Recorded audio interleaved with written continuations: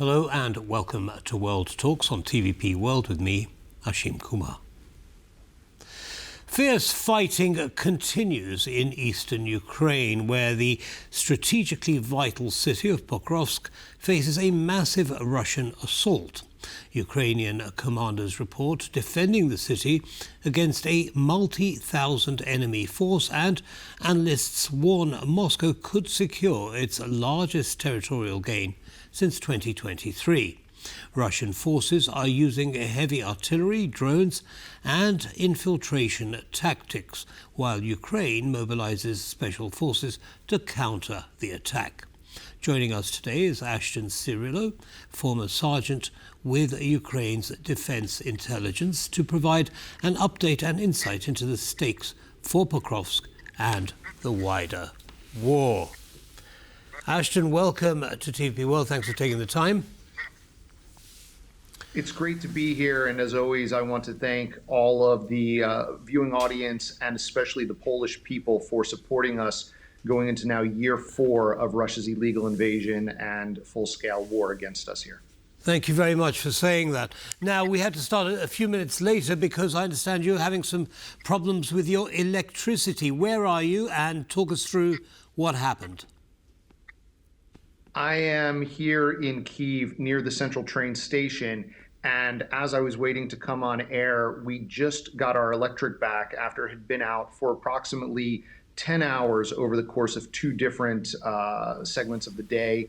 This morning we woke up without power, then it went off again this afternoon, just came back on now at the equivalent of almost 11 p.m. Kyiv time. And it's not just us that's suffering, it's happening across the country, specifically impacting civilians, elderly, children, etc., where we're now 8, 10, 12 hours without power across the country.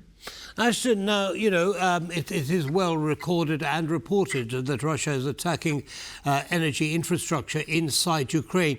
Have you found these blackouts to be getting worse and for longer periods, or have they always been at about this level? Well, in the more acute nature of it, it has gotten worse over the last couple of days, specifically because of a massive barrage of Russian ballistic missiles and drones that focused on the infrastructure. Let's call it what it is, terrorism. They were going after civilian infrastructure targets, specifically things like the hydroelectric dam in Kremenchuk and elsewhere. And so it's led to deprivation of just the basic necessities for the civilian population. But I've been here for almost 4 years, and now we've seen this winter of 22, winter of 23, winter of 24, now winter of 25. And one thing I can say for certain is that the resilience of the Ukrainian people is no less than it was at the beginning of the full-scale invasion. Well, certainly there's little doubt of that, Ashton. But tell us a little bit about how Ukraine, as a society, is dealing with repairing, for example, the damage, or preparing for the cold of winter. What are the plans in that direction? For some of the small businesses, the hum of generators and battery backup systems are prevalent, right? So businesses continue to operate. They do stay open. Cafes become hubs of society, even without the power. Let's talk about some real heroes. In the past on TVP World, I've talked about the emergency services people, the paramedics and the firefighters who respond. Now I can speak definitely of the folks who work on the infrastructure, from the Ministry of Energy, from the private energy conglomerates that come out at all hours to start repairing. It's amazing that leadership has created a situation where we have any power at all, considering what Russia's been trying to do to the energy grid for the last 4 years. Right. Now, on the other side of the coin, of course, Ukraine is attacking energy infrastructure in Russia as well. Is it following a similar pattern to what the Russians are doing in Ukraine, or are there different targets? It's different targets. We don't target civilian infrastructure. When we're hitting the energy infrastructure of Russia, we are looking at their chemical plants, their oil refineries, things that are hurting their military industrial complex.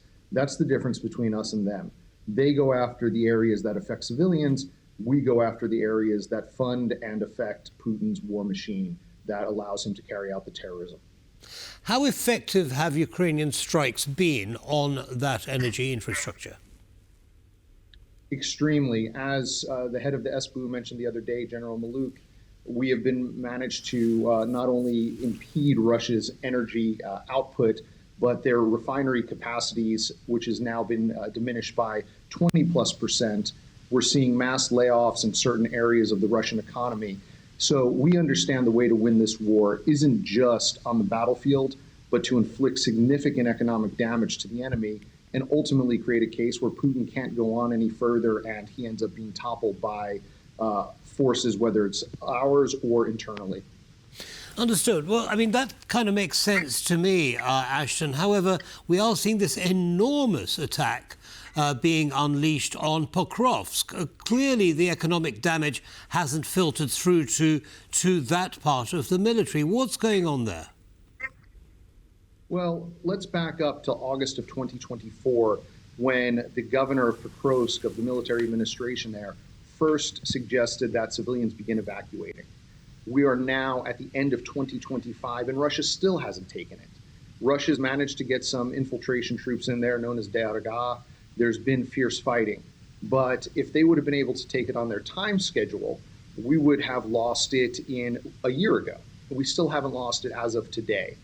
Our Special Forces troops have gone in there. SBU Alpha has been doing an amazing job there in the city limits, clearing pathways. The Special Forces units have been clearing pathways. General Syrskyi and President Zelensky are both handling the situation, not just as best they can, but in the most tactical and strategic manner to allow us to have the opportunity to regroup and continue to push forward towards a just peace. Yes, but currently, reports suggest 80% of Pokrovsk is in Russian hands. Does Ukraine have a realistic chance of pushing them out? It's not a question so much of what's going to happen with Pokrovsk. The reason I say this is because when the battle is over, Pokrovsk as we knew it will no longer exist. It's a city that has been completely leveled due to Russia's inability to actually take it through normal military means. They've just leveled the city. If you would look at satellite views of it, it's just unfathomable. It's reminiscent of Bakhmut. It's reminiscent of Avdiivka. And so it's a Pyrrhic victory for the Russian terrorists to be taking Pokrovsk if and when that's made official. What we have to understand is how much did they put in to try to gain an area that by the time it would potentially fall, would have had about 500 civilians remaining and no utilities, no running water, no building, so to speak of, just a shell of a city. And I can tell you they have given up tens of thousands of troops and billions of dollars in military equipment to make a claim that they're making today. Okay, now you mentioned the number of troops lost as casualties. What can you tell us about the numbers of Russian soldiers? Again, we're hearing reports that, Putin's running out of recruits for the military because he's keeping away from Moscow and St. Petersburg. How's he filling his ranks? Well, that is correct, because as soon as they start taking the rich kids out of St. Petersburg and Moscow, he knows this time is coming to an end. However, they have launched their largest mobilization in about 5 years. They are no longer giving the big bonuses that they were giving. They're just literally taking people off the streets now. There was a report in the Wall Street Journal the other day, as well as another paper out of the United Kingdom, where there are discussions over what type of soldiers are being brought to the front, those with disabilities, those who have mangled limbs, those who truly would have never passed a military medical commission here in Ukraine or anywhere else are the ones being drafted now. So they're just, if you're breathing, you're being sent to the front on behalf of Putin's war machine. Okay, seem to be scraping the bottom of the barrel. What about on the Ukrainian side? I mean, President Zelensky allowed young men to leave the country temporarily, of course, hoping that they'll come back. A bit risky doing that, isn't it? Or does Ukraine have enough serving soldiers to do the job? Well, we always welcome everyone to come serve in the defense forces. That's an open invitation. Those who have left the country are between the ages of 18 and 22.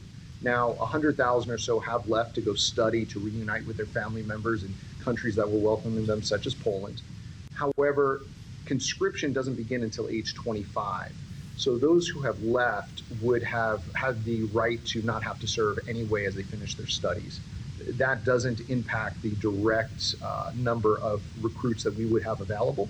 And again, those who are between 18 and 24 are being offered significant packages if they want to begin serving earlier in the military and in the defense forces, but that's up to them. Because while we may be under martial law, it's not a dictatorship here in Ukraine.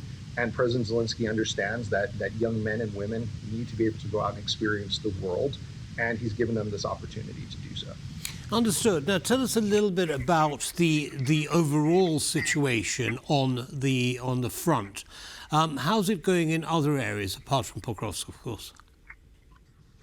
You know, there's pressure across all fronts. And why is that? Because, again, it's the Russian idea of just utilizing human capital as nothing more than animals. Humans to Putin might as well be ox and cattle.